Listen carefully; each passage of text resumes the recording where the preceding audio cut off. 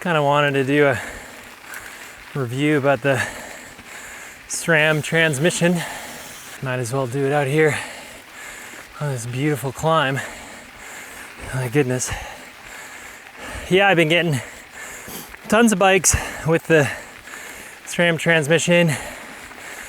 Get a good amount of time on them.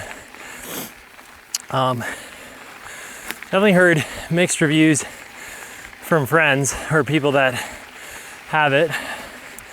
It's quite divisive. Some people love it. Some people seem really disappointed by it. I've had really good experiences with it. It seems like, in my experience, either it's installed properly or it's not. It seems like some bikes come with the rear mount like in the wrong position. Like maybe they had to throw it forward to pack it in the box or whatever. So I've had to like adjust where that UDH swing plate mount goes, and then that's fixed the problem. Sometimes I got to do a little bit of the micro adjust with like the two hands. But a lot of bikes like this one just come with it really well installed, and it just seems really like a very solid shift, like very calculated. It's a slow shift, so sometimes feels too slow compared to like the Shimano's, the XT and XTRs, where you can like dump 2 harder gears at a time, which I really love, that capability. But this is clearly more designed around like your e-bike torque and keeping you safe from yourself. The derailleurs themselves seem incredibly stout and just bomber. Sometimes I'll just like slap that thing just to hear it like move out of the way and move back. So I think that's cool capability. I'm still super hung up on having a battery on your bike. I think it's like a very precarious thing. I talk to people who live with it, say it's no problem, keep a charger with you, have a second battery.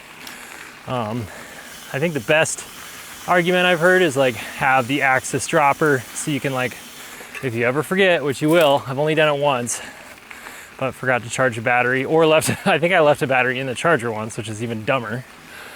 But you can swap from your post and at least like choose between shifting and moving your seat post, which is just ridiculous. But when I think of like what customers are gonna thrive with that sort of battery, I can only think of like super hardcore riders with tons of time on their hands to like prep their bike and be dialed.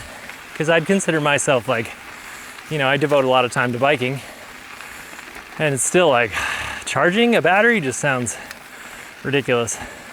So then when you think of like the type of higher end, you know, wealthier bike customer that's going to use it, like they have no time usually because they work so hard, you know, to make all that money. Are they going to remember to charge it? Just seems kind of ridiculous. Like those people of all people would be better off with a cable system. His time is money. It's just like something else to have to plan around and give you anxiety, you know.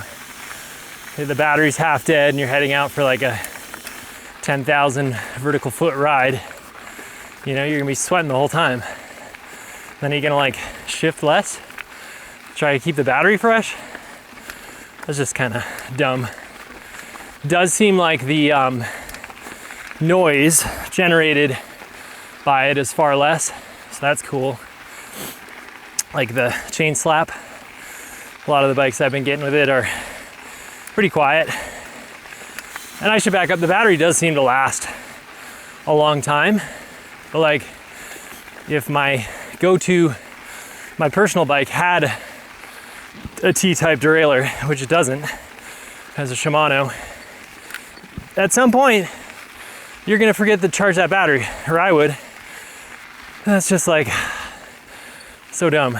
But moving on from the charging the battery situation, it does provide a really solid, methodical shift. It's very strong. It appears to be very strong. It's like supported on both sides of the frame. So that's pretty killer. You know, I don't know how long these last as far as like riding them for a year and what breaks, what doesn't. I get the feeling they probably hold up pretty darn well. Just they seem super well built as far as I can tell. The mesh, like the gear mesh, when the chain shifts gears, seems like much more supported and dialed than the old SRAM stuff. I've been kind of shifting this whole time. So that feels more like Shimano Hyperglide Plus, kind of like the chain is a little bit safer as it skips around gears. So A+. The cost is obviously like super high. It does seem like the SRAM derailleurs hold up longer than the Shimanos. Like in the wet climate, I have tons of issues with my Shimano clutches getting kind of screwy. Oh wow, that is a lot of sun in the eyes. So I do think SRAMs tend to hold up a little bit better in that department. Arguments for the design of the derailleur is like, it's supported on both sides. It's not cantilever, which sounded like a great argument until I thought of my pedals. And I was like, well, my whole body weight is cantilevering off my crank arm, which seems to hold up just fine. Wow, what a beautiful zone we're in tonight. A little bit more cross-country vibe, but I am here for it. On kind of a relaxing road trip, not doing the go get 'em road trip, just kind of taking our time. So this trail fits the bill perfectly. I do just like absolutely love the ergonomics of this pod shifter down here. It just feels really comfortable to me. This new design is just like the perfect resistance button pop, so you don't like accidentally shift or get crazy when you're not trying to. So that's like a massive A+. I think that's so cool. And then you have less cables slapping around on your headset area. So that's cool as well.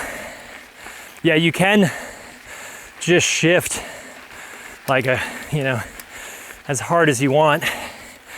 Turns out I'm out of gears right now. But you can jam the shifter, try your best to mess it up, and you can almost always take it.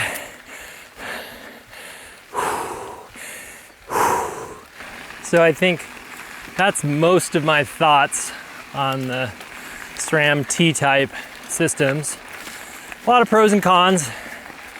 I think it would win me over for my bike if I didn't have to worry about charging a battery. Then again, I've never lived with that on my personal bike. Maybe it is less of a headache than maybe I'm a better planner than I would think, but I'd imagine it would get the best of you eventually. I guess another hack is you only charge the battery in the car that you bike with, the car that you used to get to the bike trails, so you don't forget it. If you're curious about where I've been filming, this is Echo Ridge Trails above Lake Chelan in central Washington state. Really just capturing my heart right now. And with that, I am out.